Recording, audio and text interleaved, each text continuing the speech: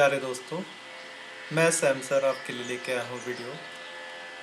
और ये जो मेरी नई वीडियो है ये मैट्रिक क्लास एनसीईआरटी मैथ्स के चैप्टर 3 पर है।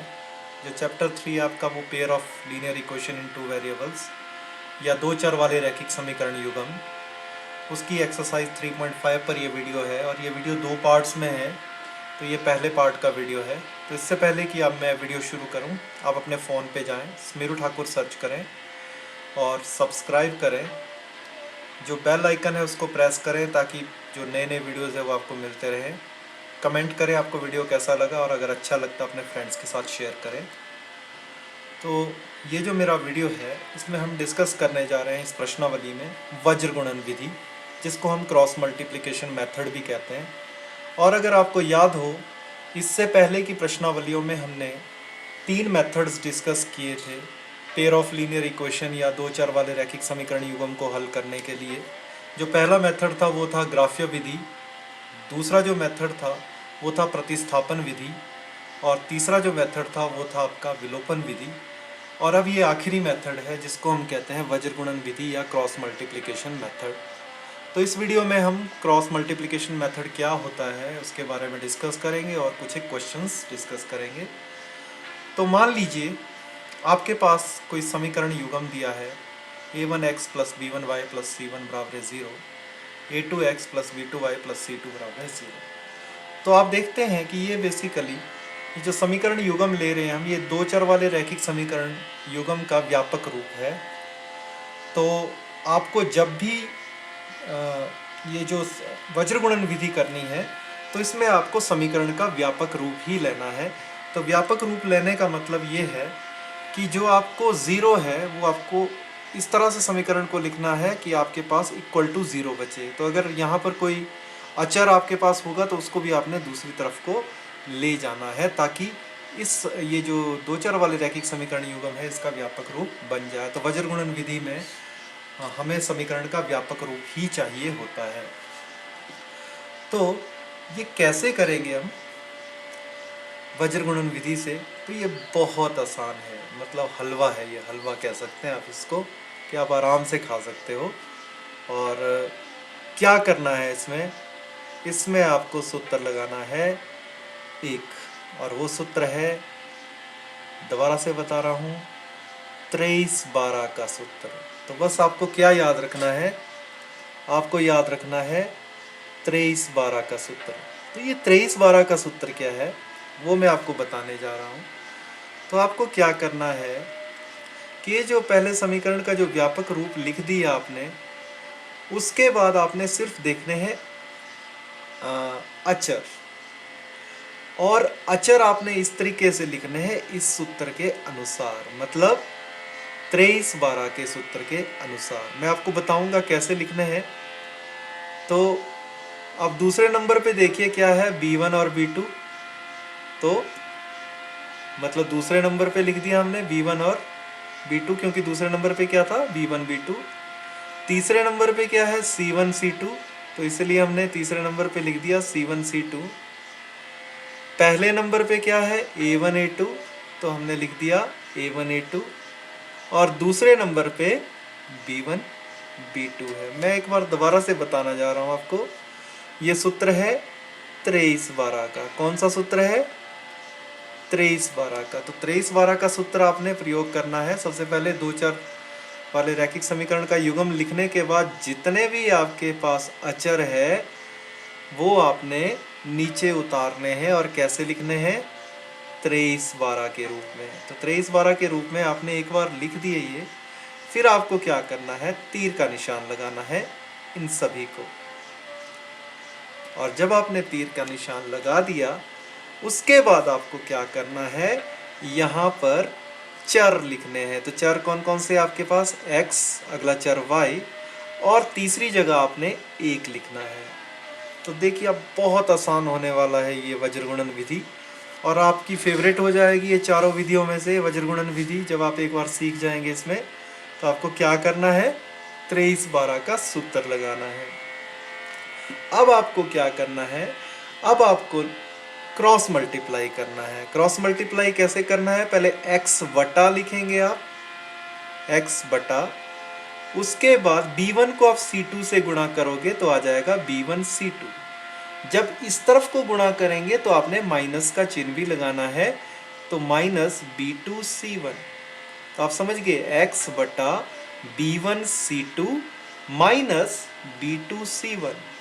वैसे ही y बटा c1 a2, और जब इनको गुणा करना तो साथ में माइनस भी लगाना है, माइनस c2 a1। वैसे ही 1 बटा a1 b2 minus a2 b1। तो देखिए आप, हलवा है ये, हलवा मतलब आप बड़ी आसानी से इसको कर सकते हैं। आपको क्या याद रखना है? आपको याद रखना है 23/12 का सूत्र, या इंग्लिश में आप याद रख सकते हो 2312 का फॉर्मूला। तो ये जो 2312 का फॉर्मूला है, इससे आपको वज्र गुणन विधि या क्रॉस मल्टीप्लिकेशन मेथड इतना आसान हो जाएगा कि आपका ये फेवरेट बन जाएगा। अब मैं आपको एक और उदाहरण देना चाहूँगा कि मान लीजिए आपके पास कोई समीकरण युग्म है 5x जमा 3y माइनस 35 बराबर है 0, और 2x जमा 4y माइनस 28 बराबर है 0। तो आप देख सकते हैं ये समीकरण के व्यापक रूप में लिखा गया है। ये दो चर वाले रैखिक समीकरण के व्यापक रूप में 0 आपका अकेला रहना चाहिए, जो भी अचर है वो आपको दूसरी तरफ ले जाना है। मतलब दो चर वाले रैखिक समीकरण के व्यापक रूप में इसको लिखना है। तो अब क्या करना है आपको? अब लगाना है आपको सूत्र, कौन सा? 23/12 का सूत्र। तो 23/12 का सूत्र आप लगा दीजिए यहाँ पर। तो देखिए दूसरे नंबर पे क्या है? 3 और 4। तीसरे नंबर पे माइनस 35 और माइनस 28। पहले नंबर पे 5 और 2, और दूसरे नंबर पे 3 और 4। तो हमने लगा दिया 23/12 का सूत्र। अब लगा दिए तीर के निशान, ऊपर लिख दिया जो भी आपके चर है। तो चर कौन कौन से हैं? x और y, और साथ में लिख दिया 1। तब हम कैसे लिखेंगे इसको? x बटा 3 गुणा माइनस 28, फिर माइनस का चिन्ह 4 गुणा माइनस 35, फिर उसके बाद y बटा माइनस 35 गुणा 2 माइनस 5 गुणा माइनस 28, 1 बटा 5 गुणा 4 माइनस 2 गुणा 3।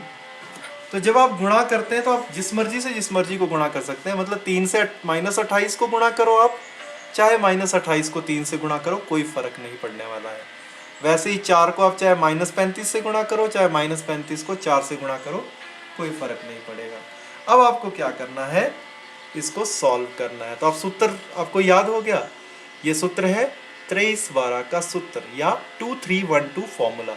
तो ये 2312 फॉर्मूला आपका वज्र गुणन विधि बिल्कुल आसान बना देगा। अब आपको क्या करना है? गुणा करना है। 28 को माइनस 28 को 3 से गुणा करेंगे तो माइनस 84 आ जाएगा, और माइनस माइनस प्लस हो जाएंगे, 35 चौके 140 हो जाएगा। यहाँ 35 दूने माइनस 70, और यहाँ माइनस माइनस प्लस हो जाएगा, 28 पंजे 140। 1 बटा 5 चौके 20 माइनस 3 दूने 6। तो अब आप इसको सॉल्व करना है धीरे धीरे। अब 140 में से आप 84 माइनस कर लीजिए, रह जाएंगे 56। 140 में से 70 माइनस कर लीजिए, रह जाएंगे 70, और 20 में से 6 माइनस कर लीजिए, रह जाएंगे आपके पास 14। तो अब आपके पास समीकरण बन गए। अब आप देख सकते हैं कि इसमें 2 बराबर के चिन्ह हैं। तो हमें क्या करना है? एक बार ये पहला और तीसरा समीकरण लेना है, उससे आपका x का मान निकल जाएगा। दूसरी बार दूसरा और तीसरा समीकरण लेना है, उससे आपका y का मान निकल जाएगा। तो हम यहाँ पर 2 तरह के समीकरण आएंगे। तो पहले में लिखेंगे हम x बटा 56 बराबर है 1 बटा 14, और दूसरे में लिखेंगे y बटा 70 बराबर है 1 बटा 14। अब आप देख सकते हैं x बटा 56 जब 1 बटा 14 के बराबर है तो x आ जाएगा 56 बटा 14, और 56 बटा 14 होता है 4। वैसे यहाँ पर y आ जाएगा 70 बटा 14, और 70 बटा 14 होता है 5। तो x 4 आ गया और y 5 आ गया। तो देखिए कितनी आसानी से हमने 23/12 का फॉर्मूला और 23/12 का सूत्र लगा के x और y के मान बहुत ही आसानी से निकाल दिए। अब आप इसको चेक भी कर सकते हैं। x 4 और y 5 आप इन दोनों समीकरणों में पुट कर लीजिए। जैसे x 4 यहाँ पर रखा तो x 4 मतलब 5 चौके 20, y 5 मतलब 5 तिये 15, 20 और 15 हो गए 35, 35 में से 35 गए, रह गया 0। तो मतलब आप आपका उत्तर बिल्कुल सही है। यहाँ पर भी x को 4 पुट कीजिए, 4 दूने 8, y को 5, 5 चौके 20, 20 और 8 हो गया 28, 28 में से 28 के 0 रह गया। तो आप इस तरह से इन वैल्यूज़ को दोबारा से समीकरण में पुट करके अपना उत्तर भी चेक कर सकते हो कि आपका उत्तर सही है या गलत है। तो अगर वो इक्वेशंस इससे सेटिस्फाई नहीं हो रही है x4 y5 से, तो इसका मतलब आपने कहीं ना कहीं गलती की है। तो आप अपनी गलती को आराम से चेक कर सकते हो। तो अब चलते हैं प्रश्नों पे। तो पहला प्रश्न है, निम्न रैखिक समीकरणों के युग्मों में से किसका एक अद्वितीय हल है, किसका कोई हल नहीं है, या किसके अपरिमित रूप से अनेक हल है। अद्वितीय हल की स्थिति में उसे वज्र गुणन विधि से ज्ञात कीजिए। तो आपके पास दो समीकरण दिए हैं व्यापक रूप से, और हमने पता लगाना है कि किसका अद्वितीय हल है, किसका कोई हल नहीं, या किसके अपरिमित रूप से अनेक हल है। तो ये प्रश्न तो हम पहले भी कर चुके हैं। इसमें क्या करते हैं, हम a1 बटा a2, b1 बटा b2 और c1 बटा c2 निकालते हैं, और उससे देखते हैं किस तरह की स्थिति आती है, उसके अनुसार ही हम बता पाते हैं कि ये जो रैखिक समीकरण युग्म है इनका हल कैसा होगा।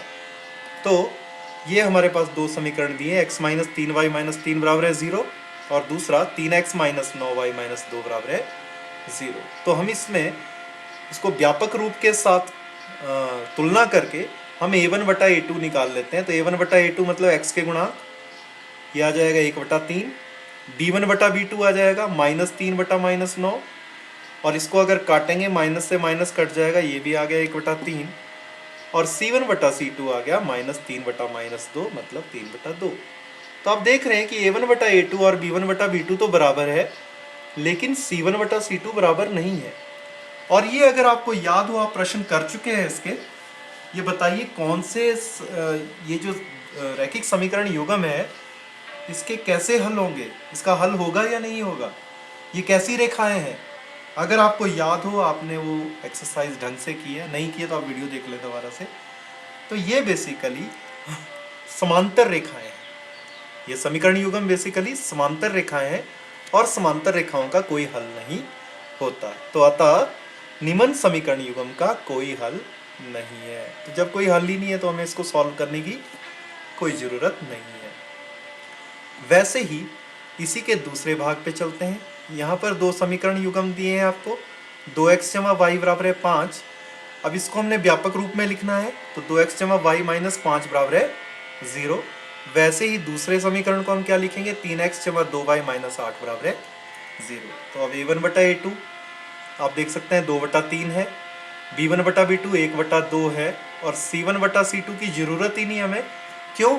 क्योंकि a1 बटा a2 और b1 बटा b2 दोनों अलग हैं, और जब a1 बटा a2 b1 बटा b2 बराबर नहीं हो तो वो जो समीकरण युग्म होते हैं उनका एक अद्वितीय हल होता है। तो इसीलिए हमें c1 बटा c2 यहाँ पर नहीं निकाला। तो अगर निकाल भी दें आपको तो कोई फ़र्क भी नहीं है, पर अगर नहीं भी निकालेंगे उसकी ज़रूरत नहीं है, क्योंकि हमें a1 बटा a2 और b1 बटा b2 से ही पता चल गया कि जो दोनों समीकरण युग्म है इनका एक अद्वितीय हल होगा। तो अब हमें क्या करना पड़ेगा, इसको हल करना पड़ेगा वज्र गुणन विधि से। तो हम क्या कह सकते हैं कि निम्न समीकरण युग्म का एक अद्वितीय हल है। तो इसीलिए अब हम क्या करेंगे, हम लगाएंगे वज्र गुणन विधि और लगाएंगे सूत्र 23/12 का। तो दूसरे नंबर पे देख लीजिए आप, दूसरे नंबर पे है 1 और 2, तीसरे नंबर पे -5 और -8, पहले नंबर पे 2 और 3, और दूसरे नंबर पे 1 और 2।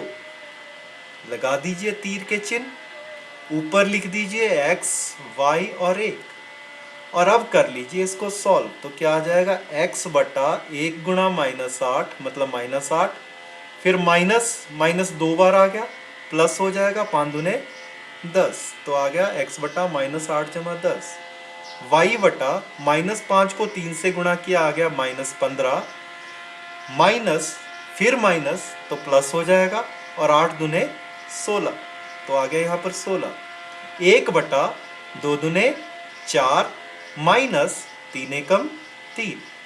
अब 10 में से 8 माइनस करेंगे तो रह जाएगा 2, 16 में से 15 माइनस करेंगे तो रह जाएगा 1, और 4 में से 3 माइनस करेंगे तो रह जाएगा 1। अब आपके पास क्या करना है, आपने पहले और तीसरे को लेना है, फिर दूसरे और तीसरे को लेना है। पहले और तीसरे से x का मान निकल जाएगा, दूसरे और तीसरे से y का मान निकल जाएगा। तो हम क्या लिखेंगे, x बटा 2 बराबर है 1/1 और y बटा 1 बराबर है 1/1। तो यहाँ x बटा 2 1/1 के बराबर है, 2 को दूसरी तरफ ले जाएंगे तो x आ जाएगा 2। वैसे ही y बटा 1 1/1 के बराबर है तो y आ जाएगा 1। तो आपके पास हल आ गया, x 2 है और y 1 है। आप वैल्यू पुट कर लीजिए यहाँ पर, x को 2 ले लीजिए, y को 1 ले लीजिए। 2 दूने 4, 4 और 1 5, 5 5 के बराबर है। यहाँ पर x 2 ले लीजिए तो 3 दूने 6, y 1 ले लीजिए तो 2 एकम 2, 6 और 2 हो गए 8, तो 8 बराबर है 8। तो ये जो मान है ये बिल्कुल इक्वेशंस को आपके सेटिस्फाई कर रहे हैं, तो इसका मतलब ये हल आपने बिल्कुल सही निकाला है। वैसे ही चलते हैं इसके अगले भाग पे, तीसरा भाग, जिसमें जो समीकरण युग्म दिया है वो है 3x माइनस 5y माइनस 20 बराबर है 0, क्योंकि हमें इसको व्यापक रूप में लिखना है तो 20 को दूसरी तरफ लेंगे। वैसे ही यहाँ पर लिखेंगे 6x माइनस 10y माइनस 40 बराबर है 0। तब हम a1 बटा a2 निकालेंगे इसमें। तो a1 बटा a2 3 बटा 6 1 बटा 2 के बराबर है। b1 बटा b2 माइनस 5 बटा माइनस 10, और इसको माइनस से माइनस कट गया, 5 एकम 5, 5 दूने 10, ये भी 1 बटा 2 के बराबर है। c1 बटा c2 माइनस 20 बटा माइनस 40, माइनस से माइनस कट गया, 0 से 0 कट गया, 2 एकम 2, 2 दूने 4। तो आप देख रहे हैं तीनों बराबर है, a1 बटा a2 b1 बटा b2 c1 बटा c2 तीनों 1 बटा 2 के बराबर है। और अगर आपको याद हो, आपने बिल्कुल अच्छे ढंग से किया है, ये जो समीकरण युग्म है इससे जो रेखाएं बन रही हैं वो कैसी रेखाएं, अगर आपको याद आ गया हो तो ये जो कंडीशन है a1 बटा a2 बराबर है b1 बटा b2 बराबर है c1 बटा c2, ये जो स्थिति है ये होती है समपाती रेखाओं के लिए। तो इसका मतलब कि निम्न समीकरण युग्म के अपरिमित रूप से अनेक हल है।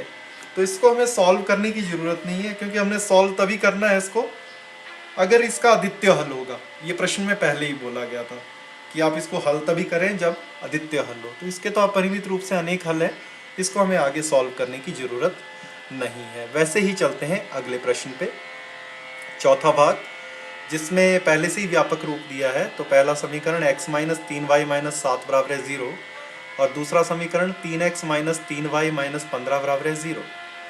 तो a1 बटा a2 1 बटा 3 आ गया, b1 बटा b2 माइनस 3 बटा माइनस 3 मतलब 1 बटा 1 आ गया। तो c1 बटा c2 की जरूरत नहीं पड़ेगी यहाँ पर। क्यों?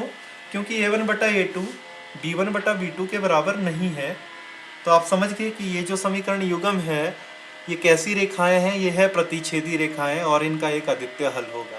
तो जब इनका अद्वितीय हल है तो हमें क्या करना पड़ेगा, वज्र गुणन विधि यहाँ पर लगानी पड़ेगी। तो अब हम वज्र गुणन विधि लगाने के लिए क्या करेंगे, हम सूत्र लगाएंगे, और वो सूत्र है 23/12 का। तो 23/12 का सूत्र लगा लीजिए। दूसरे नंबर पे देख लीजिए आप, -3 -3 है। तीसरे नंबर पे -7 -15 है। पहले नंबर पे 1 और 3 है, और दूसरे नंबर पे -3 और -3 है।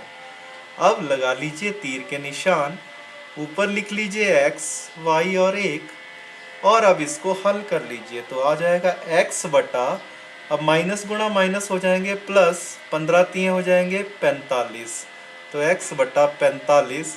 अब माइनस एक बार तो आएगा ही आएगा, दूसरी बार ये वाला माइनस, तीसरी बार ये वाला माइनस, 3 बार माइनस गुणा हो रहा है तो मतलब माइनस आएगा। तो 7 3 21। वैसे ही y बटा -7 गुणा 3 हो गए -21, और 15 -15 और 1 2 बार माइनस आ जाएगा तो प्लस हो जाएगा, तो 15 एकम 15 आ जाएगा। वैसे ही 1 बटा 3 एकम 3 माइनस का, और फिर माइनस आएगा, और 3 गुणा -3 आपके हो गया +9। तो -3 +9।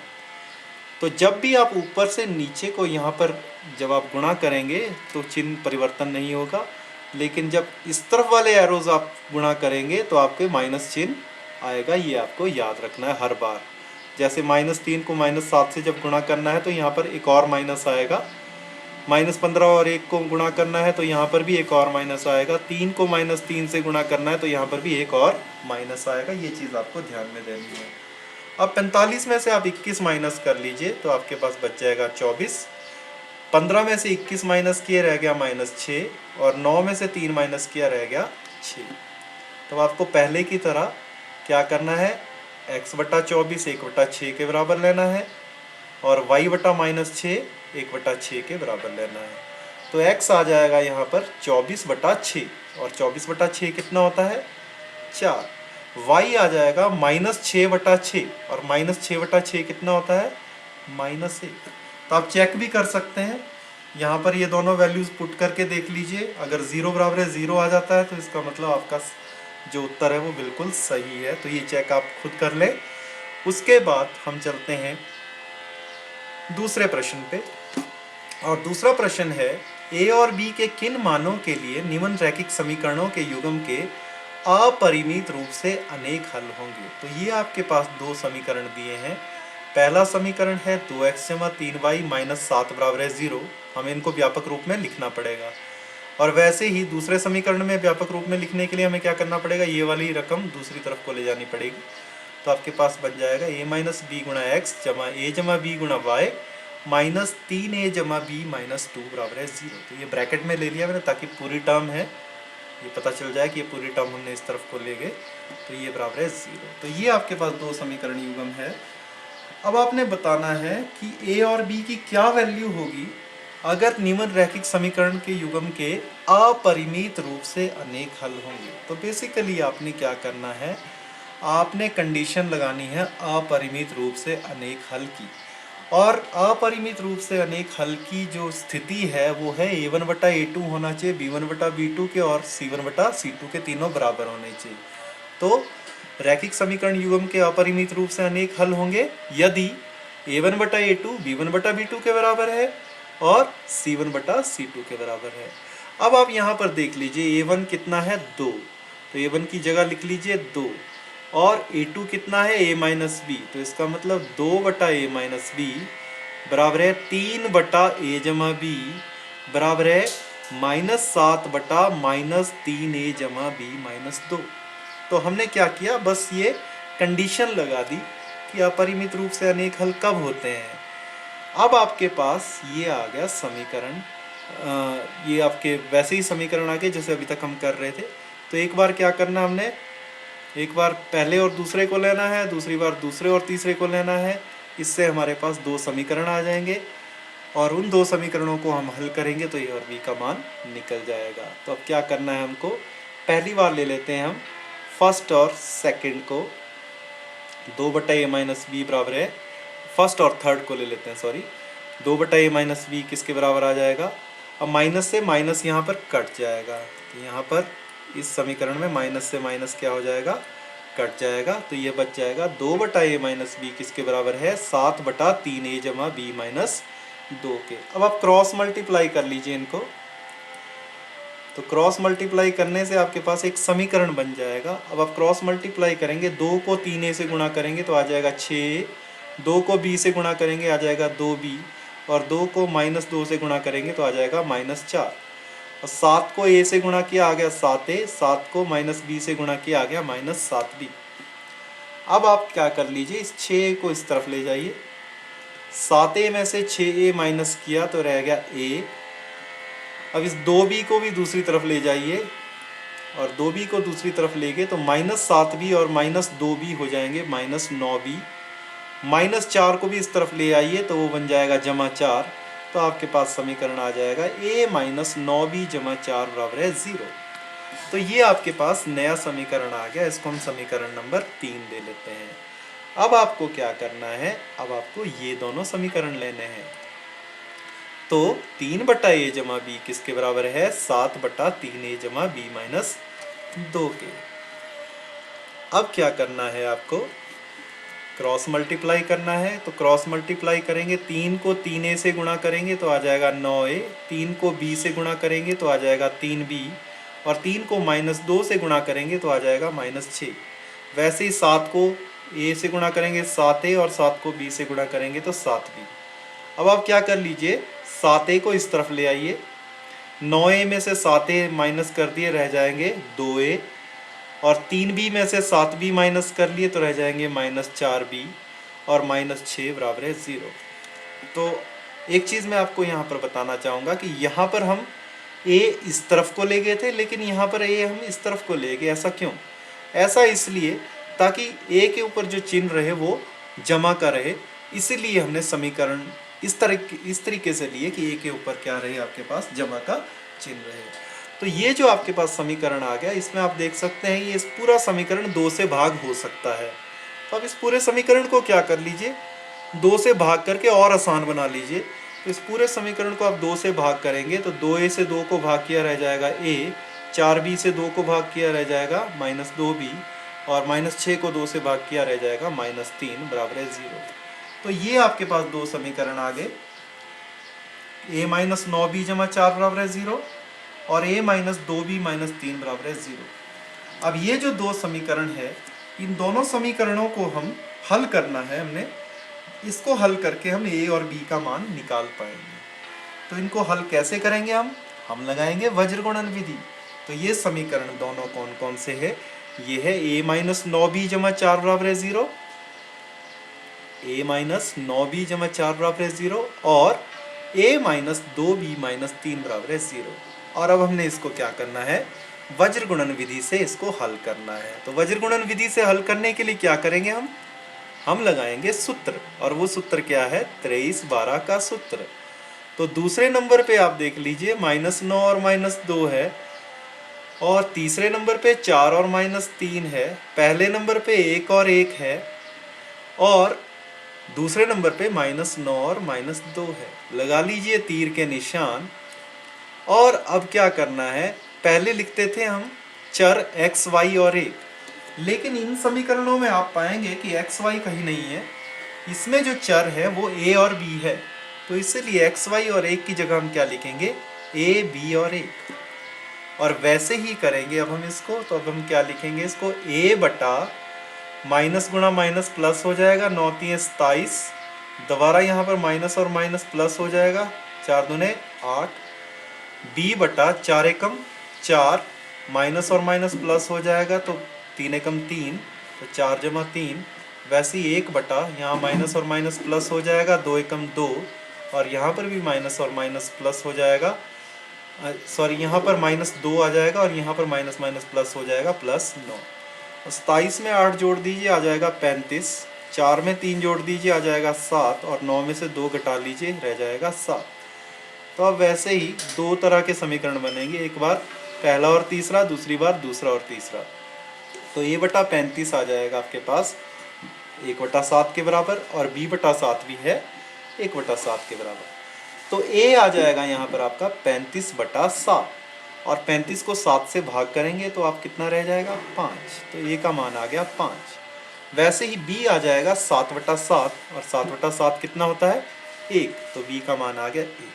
तो अब ये दोनों वैल्यूज़ यहाँ पर पुट करके भी देख सकते हैं, अगर ये सेटिस्फाई करती हैं इन दोनों इक्वेशंस को, इसका मतलब कि आपका मान बिल्कुल सही है। तो अब चलते हैं वैसे ही अगले प्रश्न पे। तो जो अगला प्रश्न है ये आखिरी प्रश्न है बेसिकली, k के किस मान के लिए निम्न रैखिक समीकरणों के युग्म का कोई हल नहीं है। तो ये आपके पास समीकरण युग्म दिए हैं 3x जमा y बराबर 1 और 2k - 1 गुणा x जमा k - 1 गुणा y बराबर है 2k जमा 1। तो इसको हमने व्यापक रूप में लिखना है, तो इसको कैसे लिखेंगे हम, 3x जमा y - 1 बराबर है 0, और इस समीकरण को कैसे लिखेंगे, 2k - 1 गुणा x जमा k - 1 गुणा y, इस 2k जमा 1 को भी इस तरफ ले आएंगे तो -2k जमा 1 बराबर है 0। तो रैखिक समीकरण युग्म का कोई हल कब नहीं होता, जब वो दोनों रेखाएं समानांतर हो, मतलब a1 बटा a2 b1 बटा b2 के बराबर हो, लेकिन c1 बटा c2 के बराबर ना हो। तो अब यहाँ से a1 a2 b1 b2 की वैल्यूज़ हम पुट कर लेंगे। तो a1 देख रहे हैं आप, a1 3 है और a2 2k - 1 है, तो आ जाएगा 3 बटा 2k - 1। यहाँ b1 1 है और b2 k - 1 है, c1 आपका -1 है और c2 -2k जमा 1 है। तो अब आप यहाँ देख सकते हैं माइनस से माइनस कैंसिल हो जाएगा और आपके पास 2 समीकरण बन जाएंगे। पहला समीकरण आ जाएगा पहला और दूसरा समीकरण हम ले लेंगे दूसरा और तीसरा। तो आपके पास समीकरण जो आ जाएगा पहला आ जाएगा 3/2k माइनस 1 बराबर है 1/k माइनस 1। इससे k का मान निकल जाएगा। वैसे ही 1/k माइनस 1, तो पहले इसी समीकरण को हल करते हैं। इन दोनों को क्रॉस मल्टीप्लाई करेंगे हम, तो यहाँ आ जाएगा 3k माइनस 3 और 2k माइनस 1 को 1 से गुणा किया तो रह जाएगा 2k माइनस 1। अब 3k में से 2k माइनस कर लीजिए तो रह जाएगा k, माइनस 3 को इस तरफ ले आइए तो वो प्लस हो जाएगा और माइनस 1 जमा 3 होते हैं 2, तो k आ जाएगा आपके पास 2। तो इन दो समीकरणों से, इन दो समीकरणों को हल करने से k आ गया हमारे पास 2। अब वैसे ही अब दूसरे और तीसरे समीकरण को हम लेते हैं। तो दूसरे और तीसरे समीकरण को लेंगे हम, यहाँ से तो k आपका 2 आ गया। दूसरे और तीसरे समीकरण को हम लेंगे तो क्या आ जाएगा 1/k माइनस 1 बराबर है 1/2k जमा 1, क्योंकि माइनस से माइनस यहाँ पर कट चुका है। अब इस समीकरण को हमने क्या करना है, हल करना है। तो वैसे ही अब ये जो चिन्ह है इसको ना छेड़ें, ये चिन्ह बराबर नहीं का चिन्ह है तो इसको बराबर नहीं का ही रहने दें। वैसे ही क्रॉस मल्टीप्लाई करें तो क्या आ जाएगा 2k जमा 1 आ जाएगा k माइनस बराबर नहीं k माइनस 1 के। अब k को इस तरफ ले आइए, 1 को इस तरफ ले आइए, 1 इस तरफ आके माइनस का बन जाएगा और माइनस 1 हो जाएंगे -2, तो k बराबर नहीं -2k। तो आपके पास जो दूसरा उत्तर आ गया वो आ गया k बराबर नहीं है -2k। तो दो उत्तर आ गए, या तो k 2 के बराबर होगा या k बराबर नहीं होगा -2k। तो ये बहुत इंपॉर्टेंट क्वेश्चन है और ये बहुत बार एनुअल एग्ज़ाम में पूछा जा चुका है, तो इसको बड़े अच्छे ढंग से करें और समझ के करें क्योंकि ये बहुत आसान है। तो ये विधि कैसी लगी आपको? मेरी तो फेवरेट है ये विधि। अब वज्रगुणन विधि शायद आपकी हुई है या नहीं हुई, आप पे डिपेंड करता है आपको कौन सी विधि अच्छी लगती है। तो जिसमें आप कंफर्टेबल हो उसी विधि से आप क्वेश्चंस को करें, लेकिन आपको आनी सारी विधियां चाहिए क्योंकि क्वेश्चन कहीं से भी आ सकता है। तो इसी के साथ मेरा ये वीडियो ख़त्म होता है, पार्ट 1। Thank you.